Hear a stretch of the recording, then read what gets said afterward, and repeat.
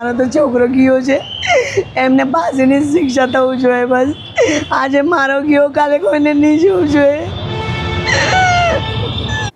સુરતમાં ભારતીય જનતા પાર્ટીના કાર્યકર છે તેમની સરા જાહેર હત્યા થાય છે, પોલીસ દોડતી થાય છે, કાયદો વ્યવસ્થાના ધજાગરા ઉડે છે તેવા સવાલો ઊભા થાય છે. અને હત્યારો આ ચકલી છે તે નીકળે છે અને ચકલીએ કેમ હત્યા કરી અને તેના સાગરીતોએ કેમ આ હત્યાને અંજામ આપ્યો તે મામલે જ વાત કરવી છે. વૈષ્ણવજન તો તેને કહીએ જે પીડ પરાઈ જાનાને રે. નમસ્કાર, આપ જોઈ રહ્યા છો નવજીવન ન્યૂઝ અને હું છું આપણી સાથે તોફિક ગાંચી. સુરતમાં એક લાંબા સમયથી ને ખાસ કરીને ડિંડોલીની વાત કરો કે પછી ઉધના કે પાંડેસરા, આ વિસ્તારોમાં સતત જે પ્રકારની હત્યાની ઘટનાઓ સામે આવી રહી છે તેણે અનેક પ્રકારના સવાલો ઊભા કર્યા છે અને સ્થાનિકો હવે સુરક્ષાને લઈને પણ સતત છે તે ભયભીત બન્યા છે. કેમ કે ક્યારેક એક સામાન્ય તકરારમાં સામેવાળો વ્યક્તિ છે તે છરી ઝીકી દેતો હોય છે અને ત્યાર પછી કોઈ વ્યક્તિ ઈજાગ્રસ્ત થાય છે તો પછી કોઈક વધારે ઈજા થવાથી મોતને ભેટે છે અને આ પોલીસ છે તે કાર્યવાહી કરતી હોય છે. પરંતુ સુરતના ઉધનામાં ફરી વખત કાયદો વ્યવસ્થાને ધજાગરા ઉડાડતી એક ઘટના બની હતી. કેમ કે આ જય દલાલ છે તેની જે પ્રકારે હત્યા થઈ હતી, આ હત્યારો માથા ભારે ઉધના વિસ્તારના હતા અને આ જય દલાલ છે તે પોતે આ ડિંડોલી વિસ્તાર છે તેમાં યુવા મોરચાના ઉપપ્રમુખ હતા અને ઉધના રોડ પર આ જે હત્યા થઈ છે તે મામલે હવે પોલીસ અમલદારનું નિવેદન સામે આવ્યું છે.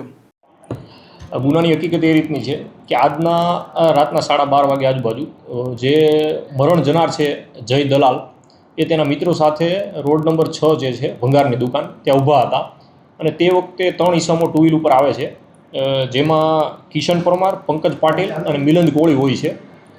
તો તે 3 જણા આવે છે અને જે મરણ જનાર છે જય નગીનભાઈ દલાલ એમને ચપ્પુના ઘા મારે છે અને ત્યાંથી ભાગી જાય છે, જેથી જય દલાલનું એપલ હોસ્પિટલ ખાતે સારવાર દરમિયાન મરણ થાય છે. સર, હત્યાનું પાછળનું કારણ શું છે? આરોપીઓનું શું નામ છે? શું કામ કરે છે? હત્યાનું મૂળ કારણ અત્યારે એવું પ્રાથમિક જણાઈ આવેલ છે કે અગાઉ 3 મહિના અગાઉ આરોપી અને મરણ જનાર વચ્ચે ઝઘડો થયેલો જે છે અને 3 જે આરોપીઓ જે છે તેમના નામ કિશન ઉર્ફે ચકલી, સોમાભાઈ પરમાર, પંકજ પાટીલ અને મિલિંદ કોળી છે.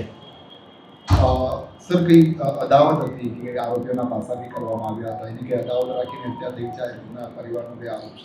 માર્ચ મહિનામાં જે આરોપી છે કિશન ઉર્ફે ચકલી, સોમાભાઈ પરમાર, એમની પાસા કરવામાં આવેલી હતી અને અગાઉ 3 મહિના પહેલાં ઝઘડો થયેલો હતો આરોપી અને મરણ જનાર વચ્ચે. આરોપીઓનો ગુનાહિત ઇતિહાસ શું છે અને મરણ જનાર એ આ અંગે અત્યારે તપાસ ચાલુ છે. આરોપીઓને પકડવા માટેની તજવીજ ચાલુ છે.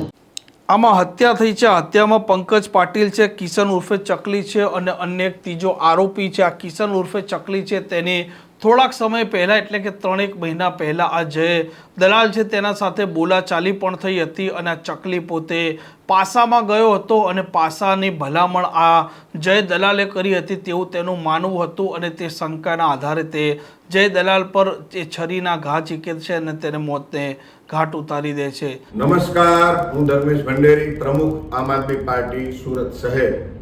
સુરત શહેર જે આપણા ગૃહમંત્રીનું હોમટાઉન કહેવાય, સુરત શહેરનો ઉધના વિસ્તાર કેન્દ્રીય મંત્રીનો મતક્ષેત્રીય વિસ્તાર, જ્યાં ગઈકાલે રાત્રે ભાજપના એક યુવા નેતા જય દલાલની સરેઆમ હત્યા થઈ ગઈ. આ જય દલાલના આત્માને પ્રભુ પરમ શાંતિ અર્પે એવી પ્રભુના ચરણોમાં પ્રાર્થના.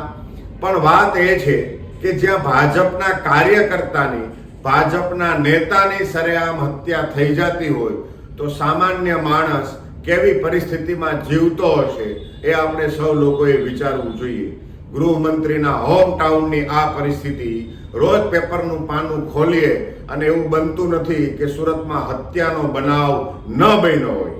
પોલીસ અને પોલીસનો ડર આ સુરતમાં ગુનેગારોને કેમ નથી, આ બાબતે આપણે ખૂબ જ ગંભીરતા સાથે વિચારવું જોઈએ. જે પોલીસનું કામ સામાન્ય માણસની સુરક્ષા કરવાનું છે, કાયદો વ્યવસ્થા જાળવવાનું છે, એ પોલીસનો દુરુપયોગ સત્તા પક્ષ વિપક્ષને રોકવા માટે કરે. આઈબી ઇન્ટેલિજન્સ બ્યુરો એનું કામ છે શાંતિપૂર્વક કોઈને ખબર ન પડે એ રીતે આખા શહેરની અથવા સમાજ વ્યવસ્થાની અંદર ક્યાંય પણ કાયદા બાબતમાં અવ્યવસ્થા ન સર્જાય, ક્યાંય કાયદો અવ્યવસ્થા સર્જાતી હોય તો એનું ધ્યાન રાખવાની જવાબદારી આઈબીની છે. પણ આ પોલીસ અને આઈબીને સરકારે પોતાની સત્તા સાચવવા માટે માત્ર દુરુપયોગ કરેલો છે. વિપક્ષને દબાવવા માટે વિપક્ષ શું કામ કરે છે?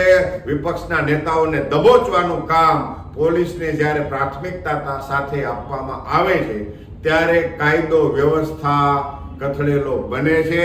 અને એનું ઉદાહરણ છે ઉધના વિસ્તારની અંદર ભાજપના એક કાર્યકર્તાની હત્યા. સુરતમાં ગુનેગારો છાકટા થયા છે. ગુનેગારોમાં પોલીસનો કોઈ ડર નથી રહ્યો.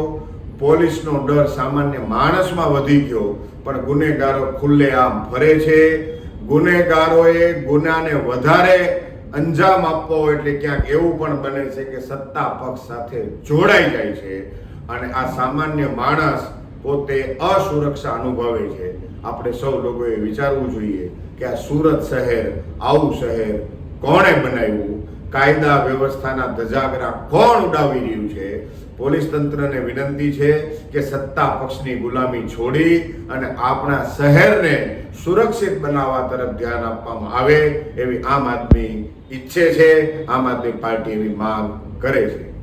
જય જય. આ પ્રકારની ક્રાઇમ સ્ટોરી માટે નવજીવન ન્યૂઝ ચેનલ સાથે જોડાયેલા રહો. નમસ્કાર.